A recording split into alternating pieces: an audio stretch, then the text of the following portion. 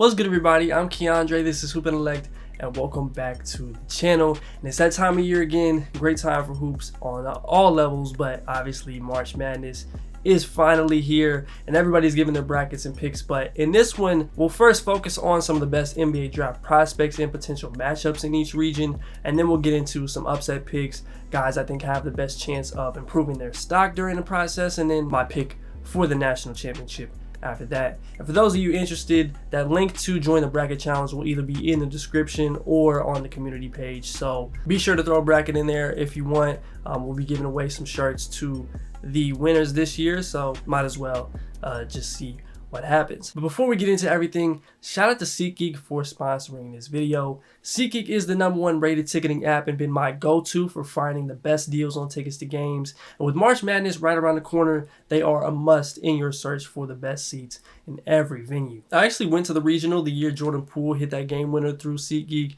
I went to a Hornets game in the fall where LaMelo hit 23, so that was another unforgettable one. So they've always come through for me. And as you can see here, they label the tickets on a scale of 1 to 10, so you know you're getting a good deal, with these greener dots being the best ones. And here you go. You want to see Donovan Dent versus Cam Jones in that first round. You can find just what you're looking for wherever you want to sit. There's great tickets everywhere. And you know we got you guys with a deal. You can use code Intellect for $20 off tickets at SeatGeek. That's $20 off your first purchase with promo code Intellect. Make sure you click that link in the description to download the app and have the code automatically added to your account so you can use it later. And yeah, shout out to SeatGeek once again. Now, starting it off in the East region, where Duke is the #1 seed. They are headlined by none other than Cooper Flagg, who is reportedly expected to play just about a week since suffering that ankle injury. And as somebody who used to have chronic ankle sprains, that one was like especially bad to watch because he had his whole weight on it. But it seems like he's going to play, so as long as he's healthy, they have a great shot at making the Final Four. And obviously him having one of the better freshman college seasons we've seen, you know, you definitely want to see him be out there. But Duke also has projected lottery picks in Kaman Malawach and Kon Knipple, both of which are going to be interesting to watch for different reasons. Isaiah Evans is someone who has become a legit potential one and done down the stretch. Lights out shooter, definitely has the potential to swing certain games with that shooting ability. Tyrese Proctor and Sion James are going to be key to their success and could help themselves quite a bit too. So yeah, Duke has a whole lot of talent just as an individual team. But outside of them, you probably have the most first round talent here in the East than any other region. You've got guys like Carter Bryant, LeBaron Philon, Jaeger Dimon. Dimon especially, I think, is going to be in a really interesting spot in terms of, you know, not having the best Big 12 tournament showing. He really hasn't played that great for most of the year, at least down the stretch. So he'll have something to prove, and especially in that first round matchup, which we'll talk a little bit more about in a second. There's also several others on here. You got a guy like KJ Lewis, who I like a lot long term. Nate Biddle out of Oregon.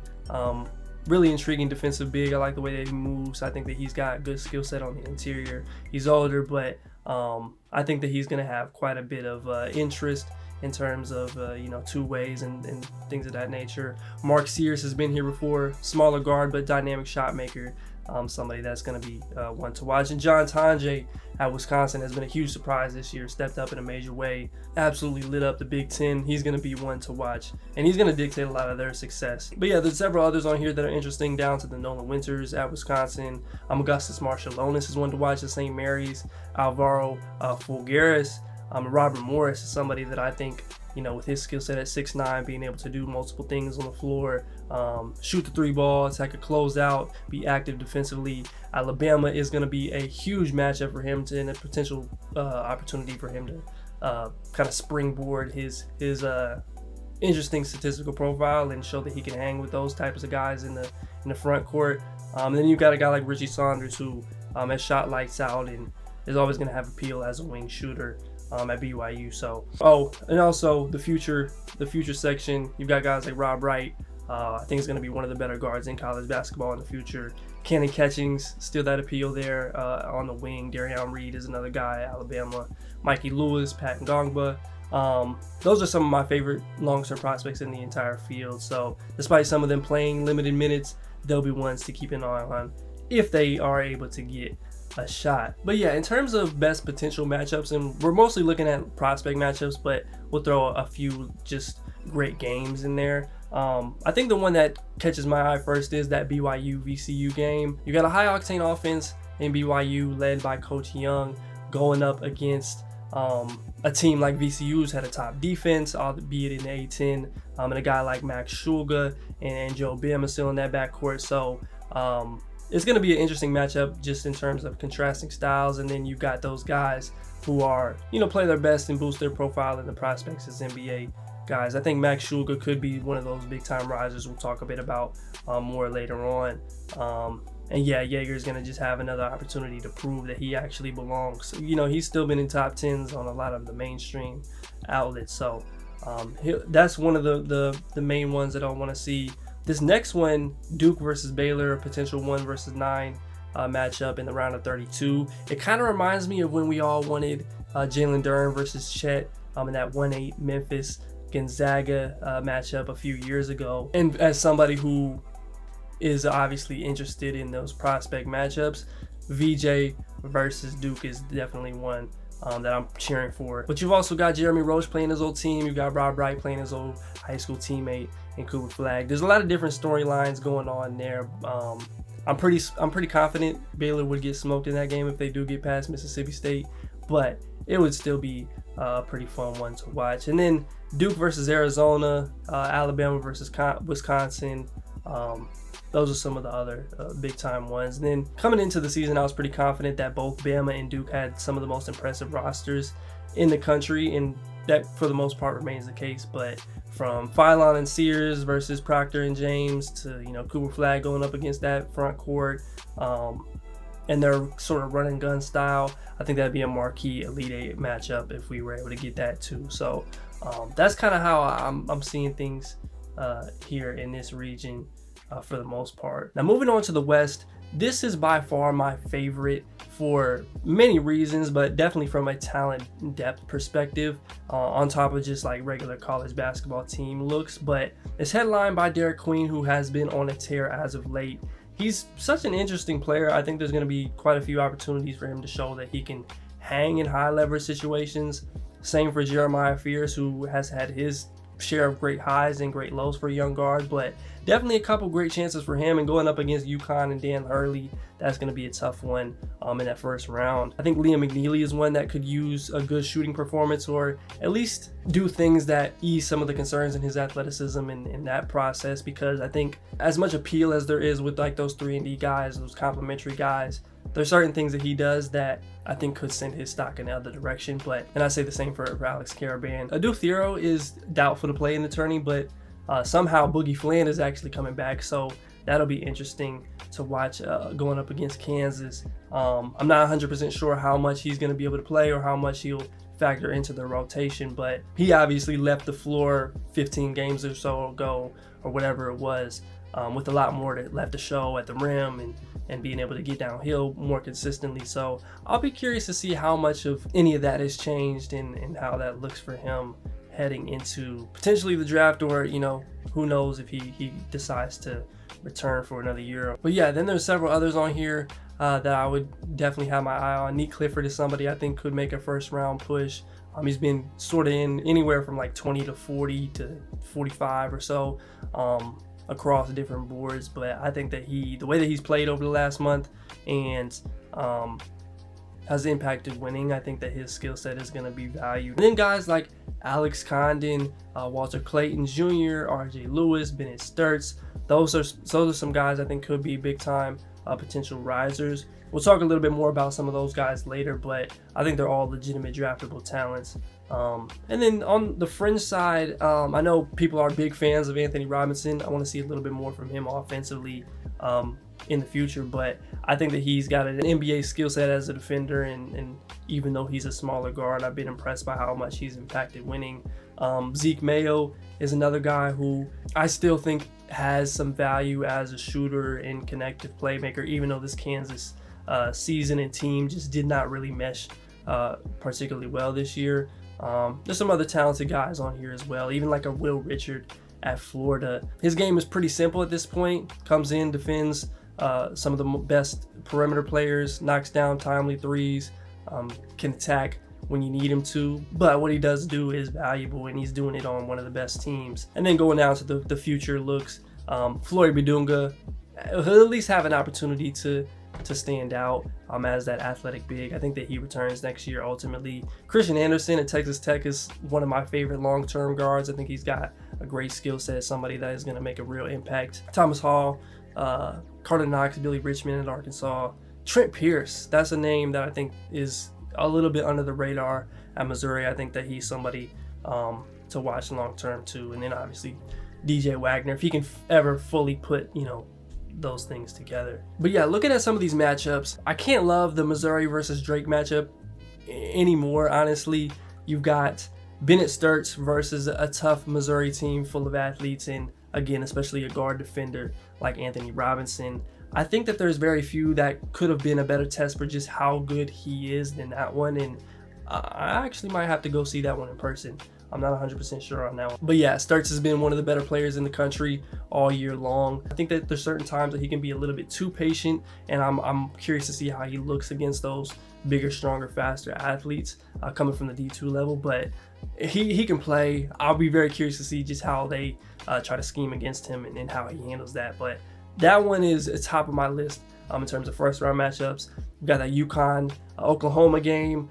Jeremiah Fears versus Dan Hurley in that UConn group. UConn has a ton of experience. They did not have a great season this year, but it's hard to bet against a guy like Dan Hurley and the type of energy and effort that they're going to put on display. And for Fears, it's another opportunity to really show that he belongs as a potential lottery pick guard and somebody that has had high highs and pretty low lows. Arkansas versus Kansas, another one in the first round. They both had really strange years, but you got Bill Self versus John Calipari again. And the winner will play the Rick Pitino in St. John's, who has been on fire throughout the year. So you love to see that. As things go on, I think Fears versus Florida again is one I would like to see. We got a potential Nick Clifford versus Derek Queen matchup in the round of 32. Derek Queen versus Florida in that front court rotation would be a perfect test for him as if they were able to make it to the Sweet 16. They'd be undermanned as a team a little bit, but the athleticism, the length, and feel is about as NBA caliber as it possibly gets outside of the NBA for him to go up against. So yeah, a lot of fun first round matchups in the West, and some potential ones down the line for guys like Derek Queen and Jeremiah Fears. That would be great environments to scout. Now let's head over to the South region now, where Auburn still managed to get the #1 overall seed. I was pretty surprised by that, just the way that they finished the season. But I guess it kind of makes sense just from a resume perspective. But best prospect over here for my money is still Jace Richardson. He's been playing great since getting the starting nod, and he'll look to carry that on. I think that there's still some things there for him to show, and teams and scouts are going to be interested in terms of decision making, and as a smaller guard, just how much he can handle as a true point guard and how aggressive he is in terms of making plays and getting buckets. I feel like there's certain times throughout games where he can be a bit passive or float somewhat, but this Michigan State team has been rolling, and he's going to have a chance to carry them in some of these games. You've also got Cam Jones here, Danny Wolf, Miles Bird potentially if they can get past that play-in game. And then obviously bigs like Janai Broom and Ryan Kalkbrenner. Taha Pettiford is obviously going to look to make some more big shots for this Auburn team. Ian Jackson and Drake Powell are also in that play-in game. They're going to have very interesting decisions to make in these next couple weeks depending on what happens, but definitely have some NBA upside there. And then getting a little bit deeper into this group, you've got Josh Jefferson, who I still think is very much draftable. He could help himself a lot in this. Chad Baker-Mazara, very old but productive player. Curtis Jones, Vlad Golden, John Poulikitis. He's another guy who I think has a chance to make a name for himself as a wing shooter in this setting too. But yeah, there's a lot of other names on here in terms of the fringe group, even going down to Bryant with Earl Timberlake and Barry Evans. Like, there was upon a time, believe it or not, we talked about Earl Timberlake as a potential first round pick. somebody could go find it in one of those old videos, probably in the preseason. It obviously didn't happen like that, and it's crazy to think about like they're still in college at this point. But you know, he's kind of put the pieces together and kind of became that player that we expected. It's just like been way further in the future and on a lower level than I anticipated in the beginning. But yeah, he's definitely a guy. I think Tate Jones at UC San Diego is somebody to watch. Terrence Edwards has played really well as of late for Louisville. Chucky Hepburn is another guy. And then those futures, I don't think Magoon Gwath is going to play. I haven't looked at oh no, he is expected to play. Magoon Gwath will return, so that will be interesting to see if he can impact the game just with his rim protection, the ability to score on the interior, space the floor a little bit. He's one of my favorite long-term prospects in college basketball right now. Jackson McAndrew is another one of those guys for Creighton. He's been a contributor. I think that he's a really interesting long-term prospect. And then True Washington at New Mexico. I've liked how he's kind of started around his game out offensively to go along with the defense and the things that he's done there. So another really talented region in the South. Might not have like those high lottery guys, but from top to bottom, there is quite a few players to be intrigued by, or at least are going to garner some NBA interest. Now, as for the potential matchups here in the South, that play-in game between San Diego State and UNC is very high on my list. Prospect-wise, Miles Byrd versus Drake Powell, Ian Jackson. Also got guys like Elliot Cadeau and RJ Davies in that game. I think it's a really good stage for Bird, specifically to show he's actually worth considering against stiffer competition, or at least better athletes than he saw on average. In the Mountain West, Marquette versus New Mexico. This is probably my favorite. I'm going to say this several times, but this is probably my favorite individual prospect matchup of the first round. You've got Cam Jones versus Donovan Dent. Two guards that honestly couldn't be more different in terms of style of play, but they're both super effective. Cam is a crafty guard who finds angles. He can shoot the pull-up, dominate in the pick and roll, and just dice you as a decision maker now. And then Donovan is a speedy downhill playmaker who gets there at will. And you know, he isn't much of a threat from deep, but he has gotten better this year. So I'll be locked into that one. I think both of them, maybe not Cam as much because we've seen such a big sample of him, but I think Donovan could help himself quite a bit in this tournament. And it starts with a big time matchup with the guy who is going to get drafted this year. So that is at the top of my list for sure. Others that could be interesting here, I like Creighton versus Auburn potentially in the round of 32. You've got Janai Broome in company in that front court against potentially Ryan Kalkbrenner. Auburn probably makes quick work of them, but there's multiple draft names there and some scheme things that'll be put to the test. Michigan State versus Marquette would be fun. Jace Richardson versus Cam Jones, or Michigan State versus Donovan Dent in New Mexico in the round of 32. Auburn versus Michigan would be a great one between Danny Wolf and Janai Broome and those guys in the front court, or Auburn versus Michigan State as another one. Finally, heading down to our last region, the Midwest region. Houston is the number 1 overall seed, and that team has actually grown on me quite a bit. I love what Coach Sampson has done over there.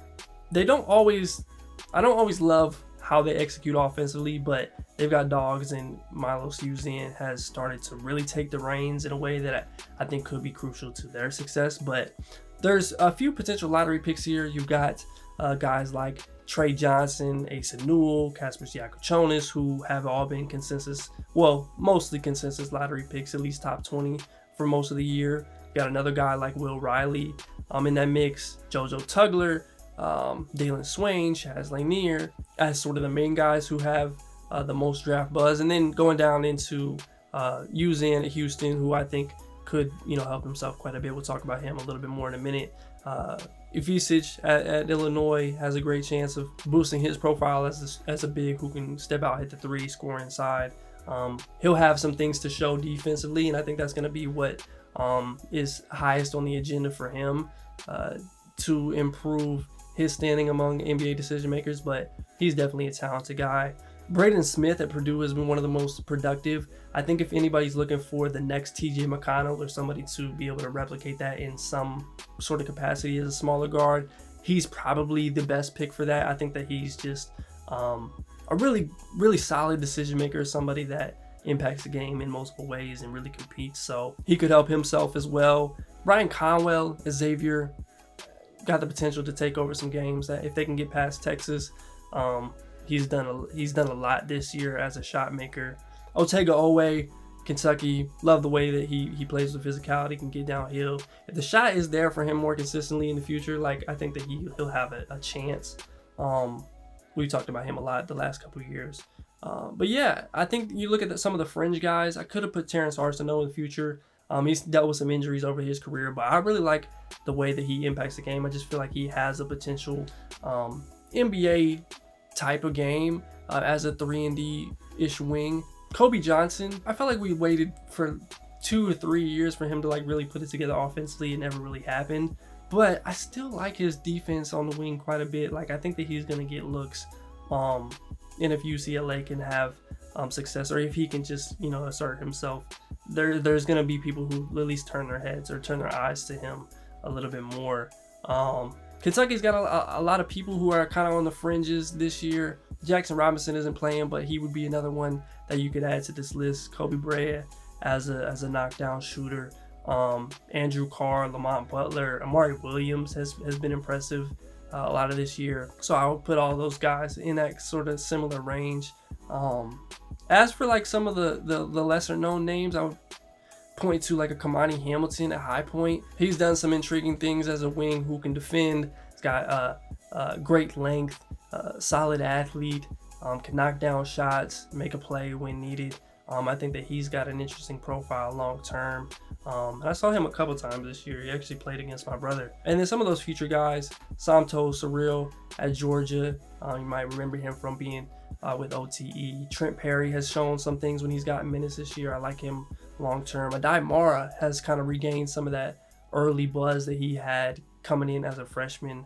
I like CJ Cox at Purdue quite a bit too. I think that he's going to make an impact in the future. A bit of a powerhouse in the Big Ten. But yeah, Trey Johnson, Asa Newell, Yakuchonis, they kind of steal the show there. Oh, I would also add the Clemson guys, Chase Hunter, Ian Shefflin, Chauncey Wiggins, Victor Larkin. They've been a really competitive team. I think that most of the time when you've got a team like that and nobody really steals the show in terms of prospects, that means that some of them are a little bit better than maybe their reputation is.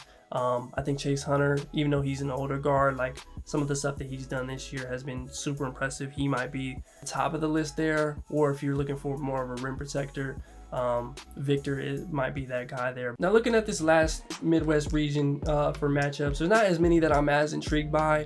Illinois versus the winner of Xavier and Texas is at the top of my list. I think Yakuchonis in the direction that he's going in the latter half of the season. There's some real questions there in terms of being able to create separation and just make decisions. There's so many times throughout games where he gives the ball up, throws the ball away in anticipation for something that's just not there. And you could excuse some of that when it's like game 4, 5, 6, 7, 8, 9, like you're trying to build chemistry and figure out where they want the ball and all those types of things. But when you play 30 games in a system, some of that stuff you would think would start to dissipate more. But yeah, just him going up against that length and athleticism there, especially if it was Dalen Swain and he spent time on him, or even a Kendall Weaver at Texas, I think could give him a hard time. So that would be an interesting matchup for him, because I still like his skill set and play. Houston versus Georgia is another one. If Georgia was able to get past Gonzaga in the first round, Asa Newell going up against JoJo Tugler and those guys would be a pretty good test for him, like the Derek Queen one we talked about earlier, just in terms of physicality and athleticism, and we get to see how well he responds to that. So he's been Mr. Consistent in the SEC, so it could be par for the course for him, but I would like to see that matchup there. If Illinois was able to get to the Sweet 16, Jemai Meshack, Zakai Ziegler, those guys, that would be an ultimate test for Yakuchonis and being able to handle that. And then Houston versus Tennessee, that would probably be a rock fight. I can't say that game would be particularly entertaining, but that's somebody's gonna have to find a way to win. That's what you like to see, and it'd be a close ending, I'm pretty sure. So now finishing this video up with some potential stock risers. These are some players that I picked out that I think have the best chance of boosting their NBA draft stock, whether it is going from a potential second round pick to maybe a borderline first, or somebody who's on the fringe looking at maybe a E10 going into the two-way territory. We saw somebody like Marquise Noel go from someone that had no NBA draft buzz to getting a two-way straight up after the draft, which, you know, we could debate on that decision there, but it definitely happened, and he played great for K-State that year. So these are some of the guys I think have a great chance of making that happen. First is Bennett Sturts, who we talked about a little bit earlier, but, you know, he's had an incredible year so far, just being able to impact the game in so many ways. They play at such a slow pace, but he has been excellent in all facets. He's been efficient. You know, he had those big games against Vanderbilt and Kansas State and Miami, so he's got a little bit of, you know, higher major experience there. But coming from the D2 level, I think that if he can show, win a game, or, you know, have a couple of big performances versus those teams in a high stakes environment, that's only going to continue to grow his profile. I think Milos Uzan is another one at Houston. Over his last 17 games, he's putting up 15 3-and-3 on nearly 50 50 85 splits. You got LJ Cryer, you got Emmanuel Sharp there too, but he's the one who I think holds the keys for them getting over the hump and being able to create enough offense. I think he's got a dynamic that some of their guys in the past just haven't had. You'll look to see him take contact a little bit better, finish at the rim at a higher rate, and in the process, I think he could fully establish himself as a second round guy. Walter Clayton Jr. is another one.